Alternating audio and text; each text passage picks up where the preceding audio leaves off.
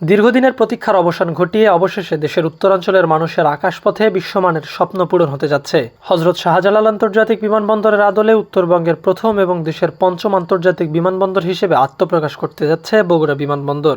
রাজধানী ঢাকা, সিলেট, চট্টগ্রাম এবং কক্সবাজারের পর এবার উত্তরের এই জনপদ সরাসরি যুক্ত হতে যাচ্ছে আন্তর্জাতিক এভিয়েশন নেটওয়ার্কের সাথে। শুধু যাত্রীবাহী ফ্লাইট নয়, বরং এটি হতে যাচ্ছে উত্তরাঞ্চলের একটি পূর্ণাঙ্গ এভিয়েশন কমপ্লেক্স।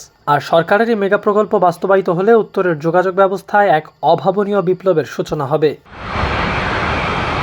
বর্তমানে বগুড়ায় ১০৯ একর জমির ওপর ৪৫০০ ফুট দীর্ঘ রানওয়ে বিশিষ্ট একটি স্বল্পদৈর্ঘ্য বিমানবন্দর রয়েছে, যেখানে রাতের বেলায় ফ্লাইট ওঠানামার কোনো ব্যবস্থা নেই। কিন্তু নতুন মহাপরিকল্পনা অনুযায়ী এই বিমানবন্দরটিকে সম্পূর্ণ আন্তর্জাতিক মানে উন্নীত করা হবে। এর জন্য অতিরিক্ত প্রায় ৩০০০ একর জমি অধিগ্রহণের বিশাল কর্মযজ্ঞ হাতে নেওয়া হয়েছে। এই সুবিশাল জায়গায় শুধু আন্তর্জাতিক মানের দীর্ঘ রানওয়ে তৈরি নয়, বরং একই সাথে থাকবে আন্তর্জাতিক কার্গো সুবিধা, বিমান বাহিনীর জন্য সম্প্রসারিত বৃহৎ বিমান ঘাঁটি এবং দেশি বিদেশি পাইলটদের প্রশিক্ষণের জন্য একটি অত্যাধুনিক ফ্লাইং একাডেমি।